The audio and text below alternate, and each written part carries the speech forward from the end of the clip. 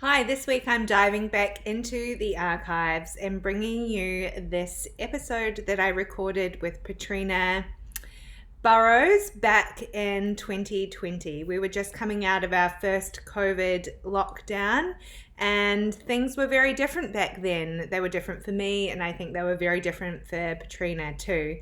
So, we are actually recording a new episode today. So, I wanted to leave you with this one, let you enjoy it, and then next week we will bring you a special follow up episode of where we are 5 years later. Let's get into it. Hi, this week I'm diving back into the archives and bringing you this episode that I recorded with Petrina Burrows back in 2020. We were just coming out of our first COVID lockdown, and things were very different back then. They were different for me, and I think they were very different for Petrina too. So, we are actually recording a new episode today. So, I wanted to leave you with this one, let you enjoy it, and then next week we will bring you a special follow up episode of where we are 5 years later. Let's get into it.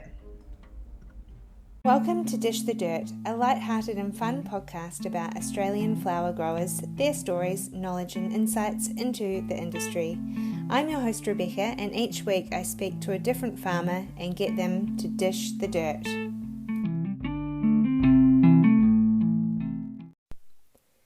Dish the Dirt acknowledges the traditional custodians of the land on which we work and live, and recognise their continuing connection to land, water and community.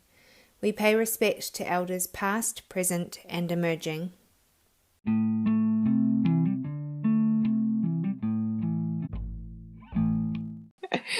How are you anyway? Yeah, really good. Really good. Thanks, Beck.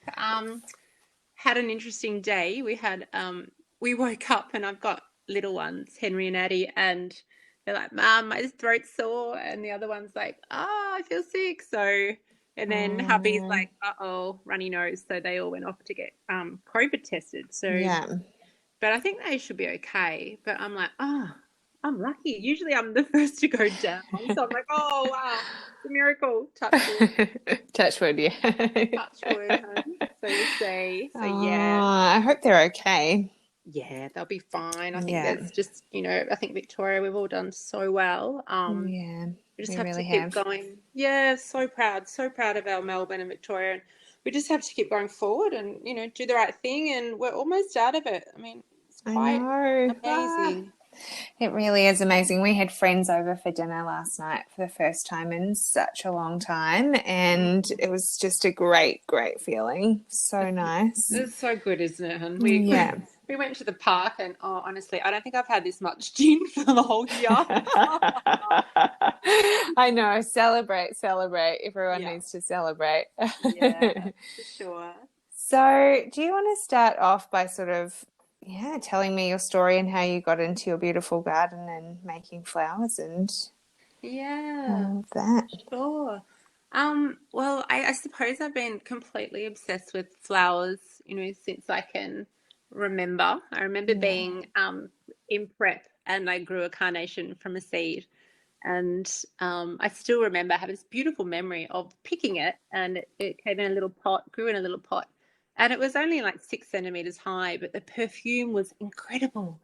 And so I can remember way back then that it all started, and my great grandmother's garden. I remember, being really little and looking up into these delphiniums and looking up into this larkspur, and she had such a beautiful, dreamy garden. And in my grade 6 diary, I wrote, when I grow up, I want to be a florist. Which was cute. So then when year 10 came around and everyone did work experience, I went to the local shopping centre, and there was a florist there. And I said, look, can I please help you on a Saturday? And they said, great. So I was bucket girl and changed all the buckets. And when was that? Like, late 1990 it would have been, when all the carnations were in. And so I was back then bucket girl, and I'd change all the water and carry the flowers out from the fridge. And then I think then the 2 weeks was up and they were sweet and they said, "Oh, would you like a Saturday?" And I'm like, "Oh, Dad, can you please drive me?" And he's like, "Sure, love." And Aw. yeah, which was really sweet. So Yeah. it probably started there, and then I never, I was never trained or anything. It was always just casual as well. I always did it on the weekends as an extra job, Yeah. because I said I never wanted to curse a flower, and so I never made it my full-time job because I always wanted to keep that love there. Oh, that's a nice thing to do, definitely. Yeah. Yeah. So I did that, love, and then I moved to another shopping center, and then I kind of had a break at one of the big florist in Melbourne. And I was lucky, and that was a real step up and foot in the door. And then I was kind of on off there for some time. And then the doors opened, but it was always just casually on the weekends. And if I could, always at the shop with people because I just love people. And Yeah. yeah. And so Yeah. that's how the florist side of it began. Yeah. Oh, lovely. And then you obviously are an amazing gardener. How did you sort of get into that? Was it just Um, from learning from your great grandmother and family? Yeah, I think for me it was something that was probably passed down because yeah, great nan was a great gardener, and then her son, my pa, he grew up in country Mathara, just in New South Wales, just up near Moama, past Moama, and he was the Shire gardener there. And then from there he gave it to Mama Bear, and then Mama Bear gave it to us. Oh, But I think it just comes out of this total mad obsession for flowers and just watching things grow. And it's also a healing place. You know, I think it's a place to go. It's a beautiful metaphor for life. So mm, um, at night, I read my gardening book with my cup of tea. And I'm quite happy. I'm very happy about that, you know. yeah. Yeah. Yeah, it sounds like a nice place to be.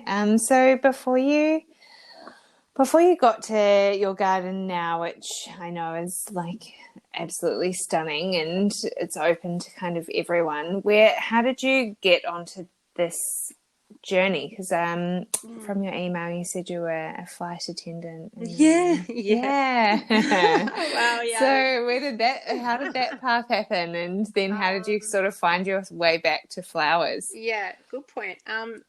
Well, I think I never really left them. I love traveling. I still do. I love traveling Mm, so much. And I thought, oh, I may as well get paid to do it. So then I thought, oh, I'll become a flight attendant. And prior to that, I worked with the homeless people for about 7 years at St. Vinny's.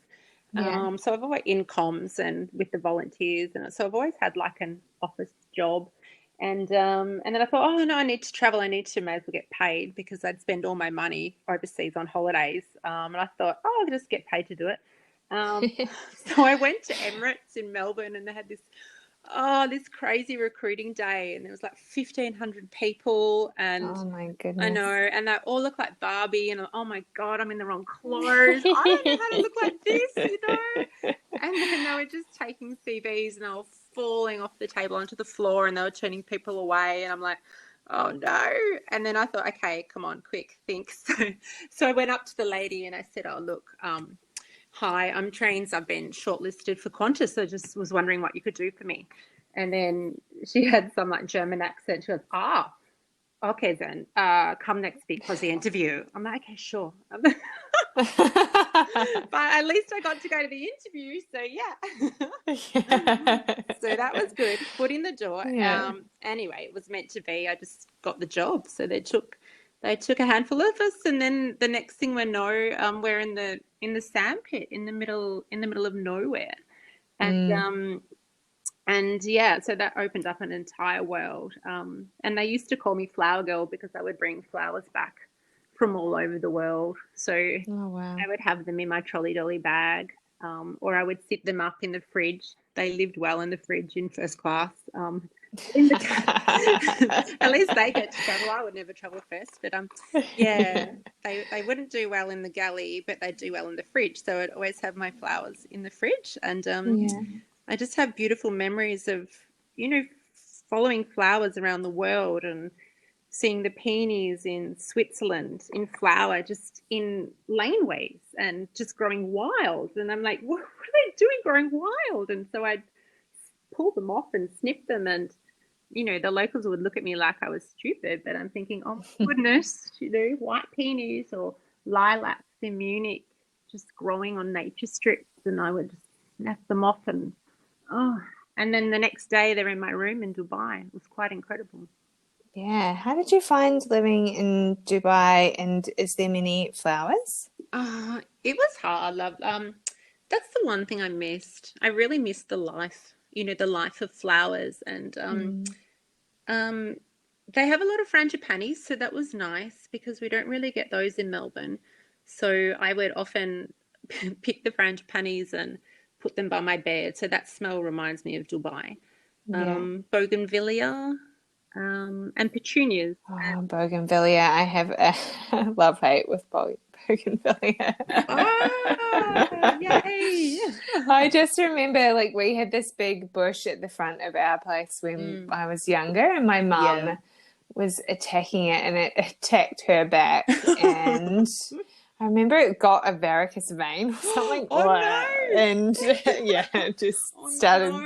spurting blood everywhere. Anyway, Oh no! it's my memory of it. And then we had one in Brunswick, which Yeah.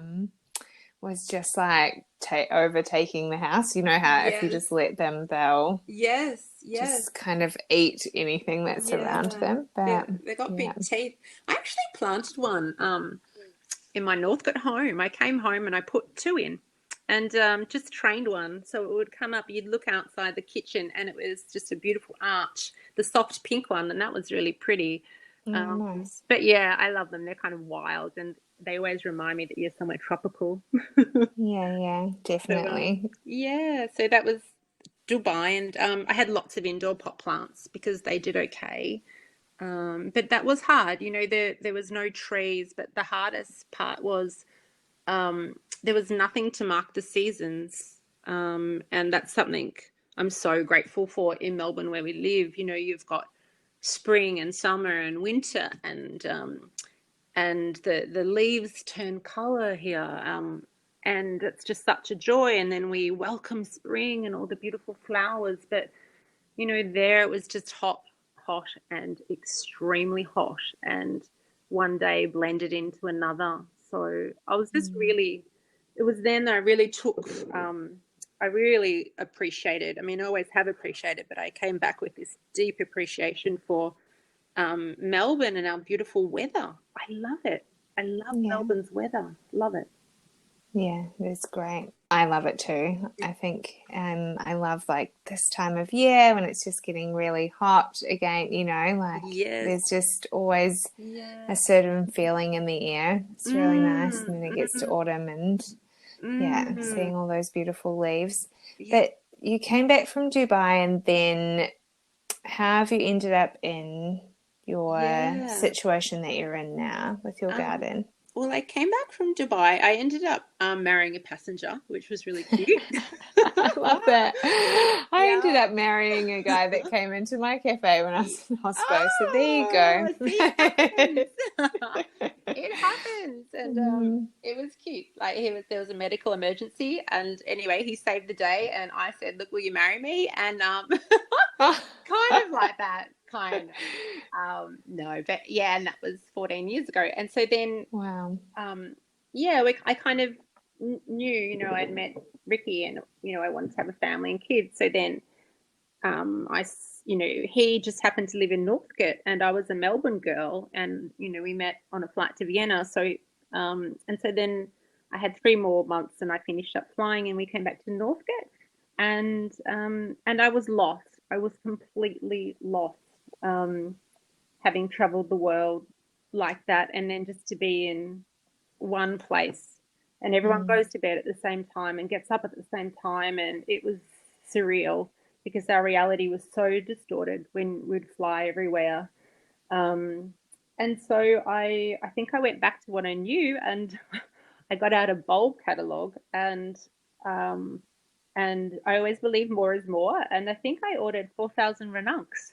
Oh, This wow. tiny little garden in Northcote, the gorgeous little single terraces. We were just off the Yeah. Merry Creek, and it was just beautiful, and tulips. And I found a Lamarck rose at I think it was the Trentham Farmers Market, Mm. and I put it in the front, and I just started like that. And then I remember they came up in the next year, and that year in September, and oh wow, it's like magic. I'm like, Yeah. this is great. And people would stop and kind of take two. And I'm then sure they did with 4,000 ranunculus. it was a bit crazy. Like Mama would always say, where are you putting them, love? Are you putting them in the gutters? I'm like, that's the joke, she's filling her gutters type thing. And then we had our beautiful Henry, our firstborn Henry. And yeah, and then I think I had really bad depression with hen, so that was pretty tough. But and again, I think the way I dealt with that was I went into the garden and grew things. And then we kept growing, putting more and more in the ground. And then I thought, oh, hang on, we need to move. I've run out of land. So we just kind of chose anywhere on the map, kind of close to Ricky's work, and we ended up in Ivanhoe. So I had no idea really where Ivanhoe was, but yeah, we ended up here, and the garden, we bought it for the garden because it had the bones. It had the Awesome. bones. Yeah. Yeah. Yeah. Some established trees, or was it? Yes.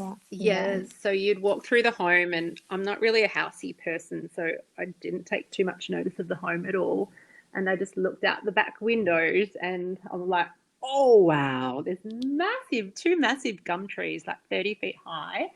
Wow. And a Gladitsia sunburst, beautiful, and it would drape down to the lawn.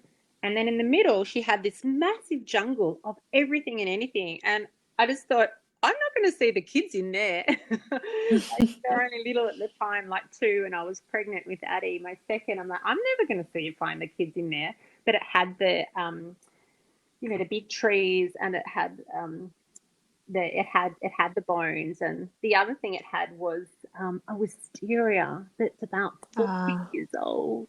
Yeah, Lovely.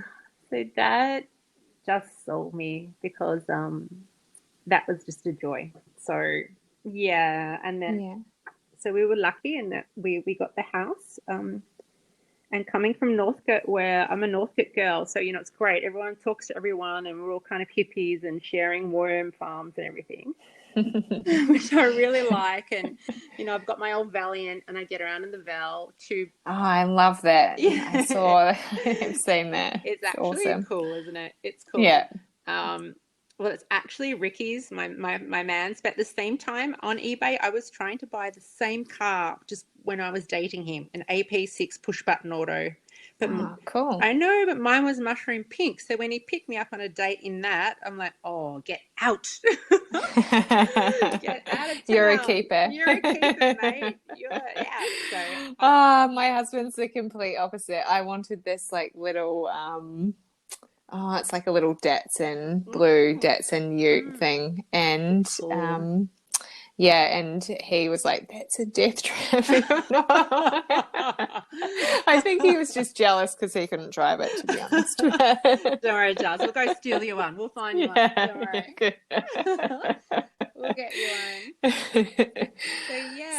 So we moved here, and it was a lot more conservative, and I couldn't work out why no one would kind of just, say hello straight away. It's just a lot more quiet, the area. And so I thought, even more so, I'll build a garden, and that's a great way to bring people in.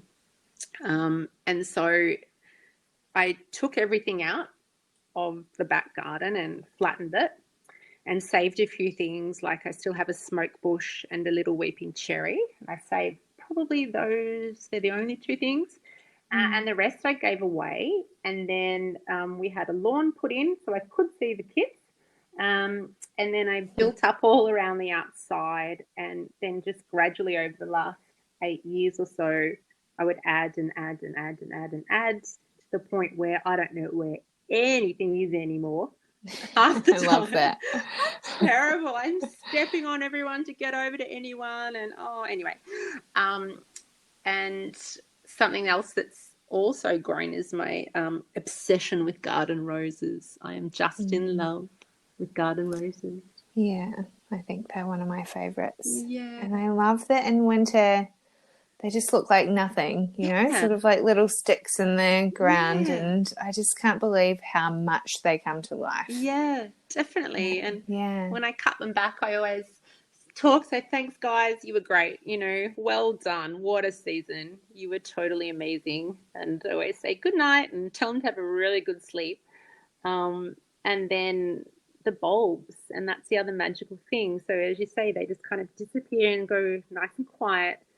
And then I could fit a lot more bulbs in here. So I really went to town, and now I'm probably about up to 8,000 plus bulbs a year more. Wow. It's a bit nuts, but it just looks so beautiful because I think it's so unexpected because we're just in a suburban home, and people don't expect it. So you walk out the back and it looks like Teslas or Kuchenhof kind of on a little mini scale. Yeah. But it was also beautiful because then people started coming into my garden, and it was a great way to connect with people. Aprovecha los ahorros de Memorial Day en Lowe's y compra los básicos para el hogar por menos. Ahorra $80 en la parrilla a gas de 4 quemadores Char-Broil Performance Series. Además, ahorra hasta 45% en electrodomésticos selectos. Nuestra mejor selección está aquí en Lowe's. Lowe's, nosotros ayudamos, tú ahorras. Válido hasta 5/27, hasta agotar existencia. Selección varía por tienda. Detalles en lowes.com. Visita tu Lowe's más cercano en Russell Branch Parkway Southeast en Leesburg. Yeah, lovely. Yeah. So was that something that you wanted, and now you say you have sort of an open garden, so does that just mean that your neighbours can come in kind of whenever, or the neighbours, and like the last 4 years my kids' kindergartens would come through, so we'd have lots of little kids, and then the local primary school would all come through as well. And this year I was organising for the local nursing home, but unfortunately COVID. And we always have, like last year, we had a few fundraisers and always spring drinks and autumn drinks and Christmas drinks. And nice. And it's a great deck, so it kind of just fills up with people. And it's just beautiful. We can really enjoy a garden, like an old-fashioned garden, which I think is a dying art, and that's something I'd love to change. Yeah. Yeah. So do you sell your flowers to anyone, or do you just grow them just for yourself? How do you? Yeah, well, I this year is the first year I actually started selling them, and it was kind of by accident. Someone just asked on Facebook, look, are you doing anything? And because it was COVID and I wasn't able to share my garden, I said, yeah, sure, I'll put a bunch together, and just made a really cheap price. And then I put it on Facebook. I think she put it on Facebook. And then just Facebook inquiries, people started to inquire.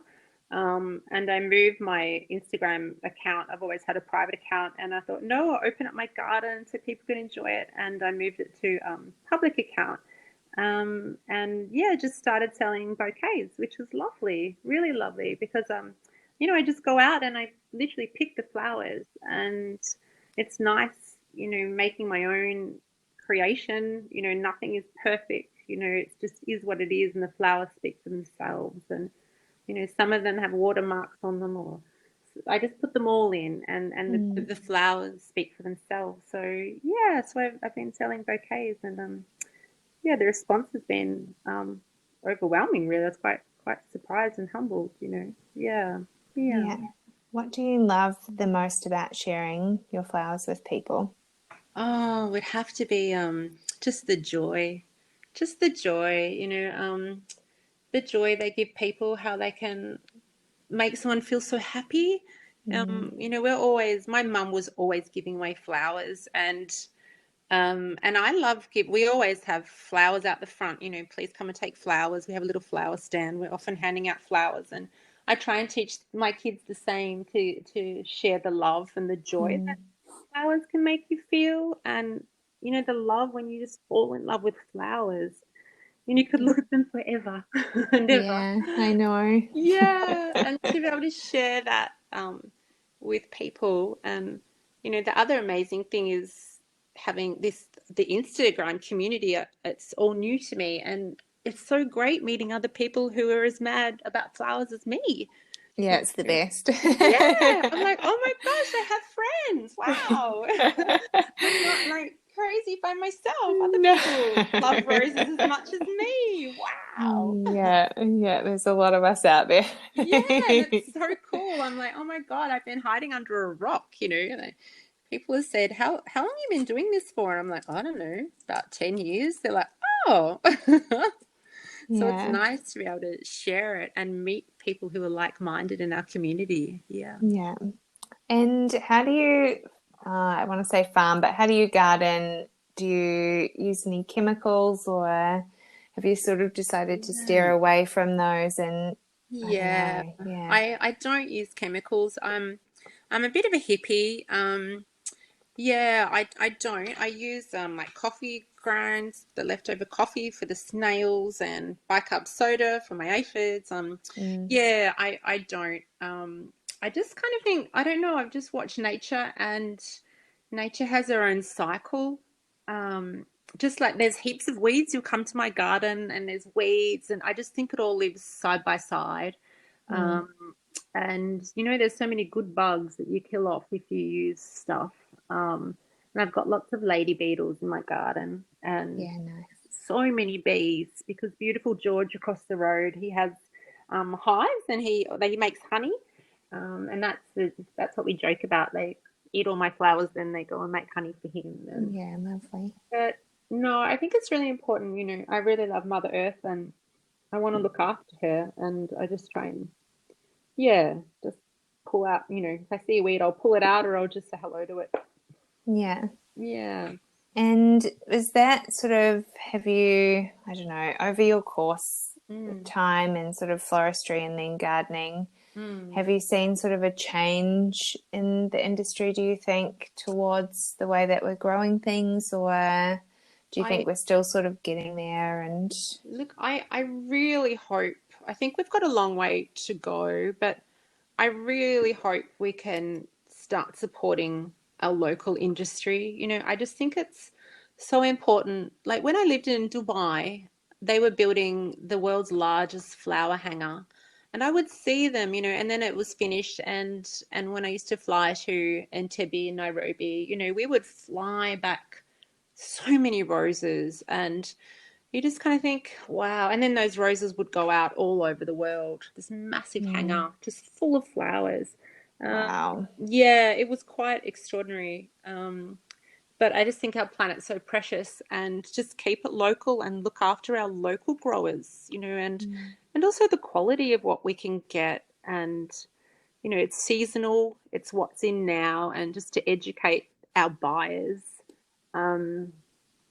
Of what is good for the environment, and just the importance about looking after our local industry, and hopefully point it in the right direction. It's really important, I think.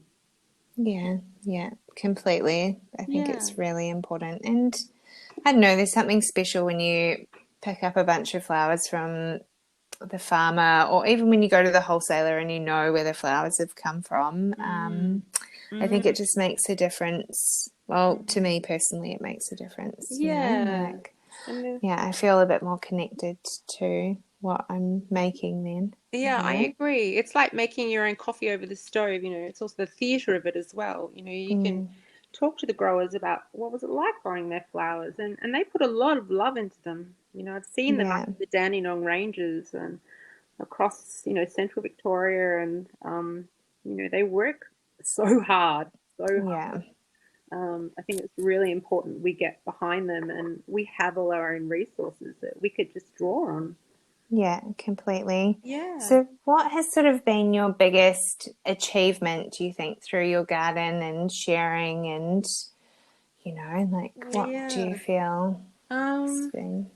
I think would have to go back to the joy, just the joy that it's brought others, Yeah. and um, and just bringing that community together. Yeah, out the front, we've made a little fairy garden outside the I front. saw that. Oh my Yeah. goodness, my daughter, when I bring her, she is going to die. She Yay.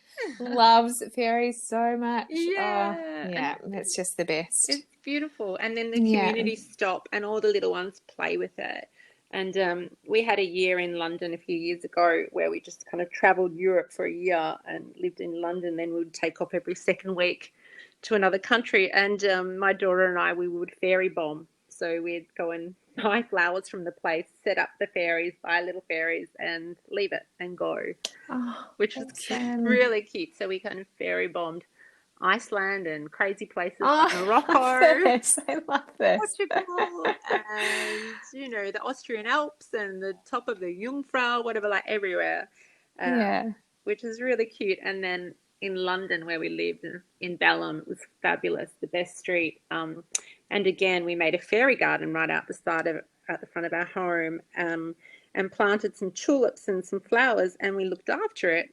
And it was just a joy. And still 4 years on today, the community is looking after that garden. So Oh, great. yeah, Yeah, that's awesome. yeah. It's really cool. Yeah, across the road from our house at the moment in Hillsville, somebody has put a little door in the tree and little fairy lights, and we go over and look after it. But Harriet just loves it. Oh, Yeah, we're constantly having to do fairy hunts at night. oh, that's And gorgeous. I have to pretend that a moth or something is a fairy. Did you see that? Did you see that? I think we need a gin fairy garden for us, stuff. Yeah, I know. Wouldn't that be nice? Oh, there's Yeah. a bottle of Hendrix. Look at that. See its wings. Lovely. So, is there anything that, I don't know, you want to pass on to people about flowers and about farming flowers? Is there any knowledge that you've got to share? I think from my experience, just to plant what you love. I've noticed, I've planted natives and a bit of everything, but I always tend to love a little bit more what I really love. So Aprovecha los ahorros de Memorial Day en Lowe's y compra los básicos para el hogar por menos. Ahorra $80 en la parrilla a gas de 4 quemadores Char-Broil Performance Series. Además, ahorra hasta 45% en electrodomésticos selectos. Nuestra mejor selección está aquí en Lowe's. Lowe's, nosotros ayudamos, tú ahorras. Válido hasta 5/27, hasta agotar existencia. Selección varía por tienda. Detalles en Lowe's.com. Visita tu Lowe's más cercano en Russell Branch Parkway Southeast en Leesburg. to just really put in, if you love the smell of Daphne, don't put in one, put in two in case she turns her legs up. I often do things more than one just in case they don't work out, so at least another one will. And just to plant what you love, and to keep trying. Like last year, all my tulips, they got that botrytis, that tulip fire. Oh, yeah. Yeah, and that was just disheartening.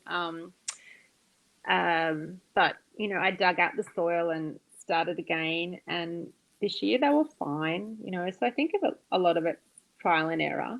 And yeah, plant what you love and things that, you can give away that bring joy to others as well. Like my roses, I've got 120 roses now, I think. Oh my goodness. How big is your place? Not big. It's not big. This is something to really aspire to, though, I think, for people, on not a huge amount of land. What you can do is incredible. Yeah, well, that's it. They're all kind of, a lot of them are in the front. So it's just 690 square meters plus the house, which is more at the front, which we're lucky. So there's more of a back garden. And there's a lawn, but last year poor hubby's losing his lawn. I dug another thing and had another flower bed put in there. And he doesn't know this yet, but I've got dahlias on the way because I really want to, go for dahlias this year. I haven't grown them before, so I'm about to dig up more lawn. So he doesn't know that. Does he just come home from work and half the lawns just chunks are disappearing? He just kind of rolls his eyes, and then if I ask him for help, I've been listening to other growers and everything, and I listen to them, and I've got farmer envy, how their partners are, oh yes, and he's good at this and good at that, and I go, oh my gosh, how come I don't have a farmer husband? So on the weekend I said, Ricky, please can you I'd hurt my back, so I just asked him to dig over this small bed of tulips, and I said, all you do, you dig it over, pull out the tulips and put them in a pile, and then I come back, I don't know, about 40 minutes later, half of the bed's done, and tools down. And I'm like, babe, where are you? And he's like, I just need a rest. Oh, my gosh. I just need a rest. Oh, my goodness. There were 3 beds. Nope. That was like a week and a half ago. No, it's gone.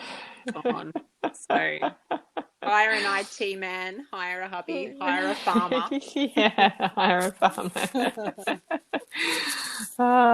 My gorgeous husband is very good at so many things, but gardening is probably not one of them. Yeah. The patch that I wanted to get built is now, I think it's been about 4 months, and we're still waiting on the edging to be done. So I hear it's fine. I hear you, hon. That's why we've just got to do it. That's why I just start digging up lawn when he's not home, or yeah. So what's your biggest drive to kind of keep on doing this? Is it for your children? Do you want to pass something on? Is it just because you love sharing what you do, the joy? Yeah, I would love the magic of sharing. I love the old-fashioned gardens, like the Daphne and the the mock orange and the bulbs and lilacs, larkspur. I love the old-fashioned flowers. I did a bit of garden design there for a while, and and the new fashion, people want low maintenance, and I understand the whole drought tolerant thing. I get that because it is so hot in Melbourne now, but people didn't want any of these plants that a lot of them thought require a lot of work, and so I'd love to try and bring back that whole gardening movement. And then when people catch it, it's just, they're so happy. And I've got 2 of my really close friends who've just discovered the joy of gardening, and they're obsessed with me now. And it's great. We pour our gin and pull out our rose catalogues. Oh, lovely. Yeah. And we're like, oh, we've got her, you've got her. And then we head off to Plant Mark on the weekends and break our Visa cards. But so hopefully to share the love of gardening. And then also in terms of the floristry side is to just to bring back the joy of the old-fashioned flowers. So when people will get one of my bouquets, it will just be full of, like granny's flowers. And they've grown out of love and, through love and with love, and that's what people will get. Yeah, awesome. So if you had to, you probably heard this question if you've listened to the podcast, if you had to leave your house quickly, what 3 plants or 3 seeds would you take with you? And this is going to be so hard because you have so many. Yeah. I would take my pa's wheelbarrow. So I would definitely take his wheelbarrow, which always has like lobelia and little seedlings growing through it, things from seed, and it's got Love in the Mist in there at the moment. So cosmos seeds. So definitely pa's wheelbarrow and whatever's in it at the time. The wisteria, because it's just majestic when it's in flower. Yeah. Just this carpet of purple, and then it all falls down and then it's just all over the ground and I can't sweep it up forever. Like it's still there. Yeah. And it'll probably still be there in And January. it's been like, how old did you say it was? Like 40 years or something? Yeah, about 40 years. Yeah. So, we're meant to be renovating, but I don't, I'm like, nope. I don't, and we had plans drawn up literally around the wisteria. I'm like, nope, don't need to renovate. I'm never inside anyway, and the house always looks like it's been robbed. So, like, it doesn't matter. I'm always out the back. And then probably the Lamarck. I've got the most beautiful Rambler. It's a white Lamarck rose. And I planted it in Northcote, and it came out for my son's birthday. And every year it comes out October 18th without fail for Henry's birthday. So we call it Henry's Rose.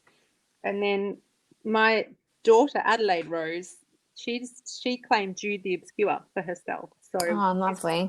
Rename that Addie's Rose. So I'll probably take those 2 roses with me as well. Yeah, lovely.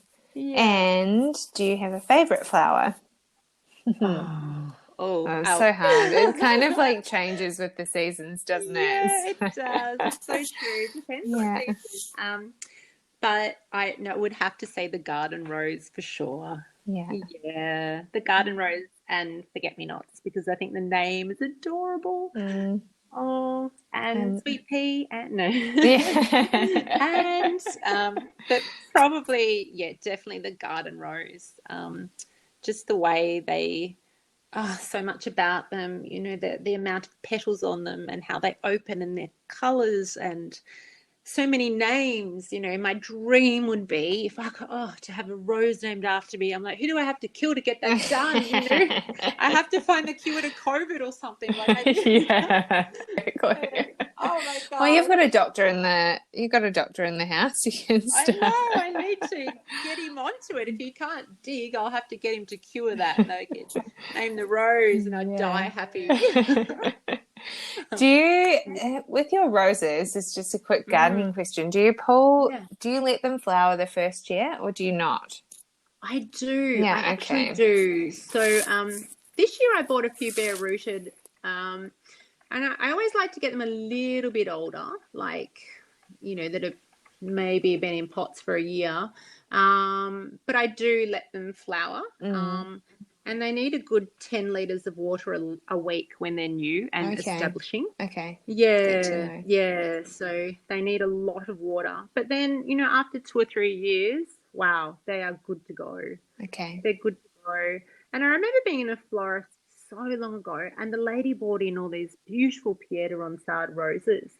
And she said, I grow them. And there were that many. And I said, what do you feed them? And she said to me, the answer is the sisal and the power feed. So I've never forgotten. So occasionally I'll say to the rose, do you want your sisal and your power feed? I've never forgotten that lady. And I actually have a Pierre de Ronsard now that, Blushing Bride, and she's beautiful. She's a monster. She's massive. Yeah. And I try and get the sea soul into them. Yeah, great. And who inspires you the most, I guess, in the gardening world or floristry, whatever? Gardening world, good question. I would have to say the National Trust gardens in the United Kingdom and through Scotland. I'm in love with them. When we went there, I would go to their gardens every week. Sit there with my scones and jam and just daydream and fall in love. Yeah. I think their gardens, I've got all their books. Their gardens are truly magnificent. So the National Trust. And also I love the Kew Gardens in London. Yeah. And our botanical gardens, any botanical gardens, I just love to walk through, or I Google them or I follow them. Yeah. And then florists. I love Marnie from Poppy's Getting Married. I think she's amazing. Yeah. I just love how she'll throw a native in with, a peony and everything. She looks at her flowers and they just work. Yeah. She's a gorgeous And person too. oh, she is. She grows the most beautiful dahlias, Yeah. and everything's made with love. And Yeah. we've got some great, amazing florists in Melbourne who are world class. I think Yeah, definitely we're very world lucky. class. Very lucky. So, Emily at Northside, she's incredible. Again, she looks at flowers and they fall in place. So, these are the people I would look up to and think, wow, amazing, amazing. Yeah. And is there anything I haven't asked you that you wanted to, I don't know, share or talk about or get out there? I suppose I'm just in love with this whole community and the movement in Melbourne that is leaning towards grow your own, pick your own, or supporting local growers. I'm really excited about Oktoberfest just finished. Oh, that was October so flower. fantastic. So It good. was brilliant. Yeah. It was so brilliant and such an important cause, and it just brought so many people together. And I just thought how exciting and how alive the industry is here in Melbourne. Yeah. And we have so much to offer on a bigger scale if we wanted to. We have so much to offer. And I definitely think our florists are out there leading. They really do the work that they produce. And our growers, our flowers are beautiful quality. We're very, very lucky. Yeah. Yeah.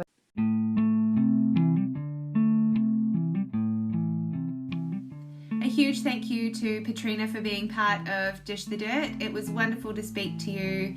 If you would like to get in touch with Petrina, you can do so via her Instagram at Petrina Blooms.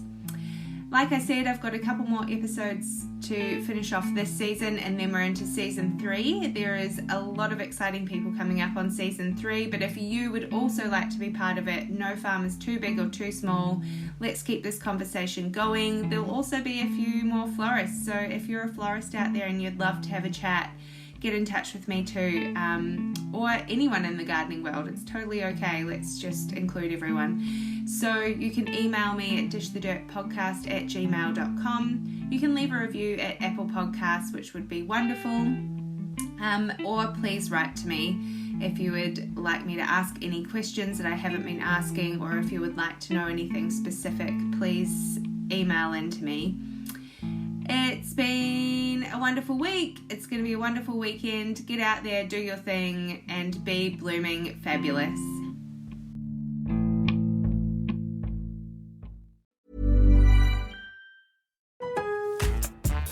Aprovecha los ahorros de Memorial Day en Lowe's y compra los básicos para el hogar por menos. Ahorra $80 en la parrilla a gas de 4 quemadores Char-Broil Performance Series. Además, ahorra hasta 45% en electrodomésticos selectos. Nuestra mejor selección está aquí en Lowe's. Lowe's, nosotros ayudamos, tú ahorras. Válido hasta 5/27, hasta agotar existencia. Selección varía por tienda. Detalles en lowes.com. Visita tu Lowe's más cercano en Russell Branch Parkway Southeast en Leesburg. Acast powers the world's best podcasts. Here's a show that we recommend. I'm Alexander Fairweather, raised by one of the world's great creative geniuses, John Chamberlain, on his famous foam couches. Now I'm on the couch again with today's boldest creative minds for conversations that will spark your creativity and give you the courage to create something new. On the Couch launches May 19th with John Gray of Ghetto Gastro, whose food will make you rethink who belongs at the table. Season 1, Daniel Arsham, Alexander Wang, Annabelle Seldorf, and more. Subscribe wherever you stream and follow along at John Chamberlain Estate. Acast helps creators launch, grow, and monetize their podcasts everywhere. Acast.com.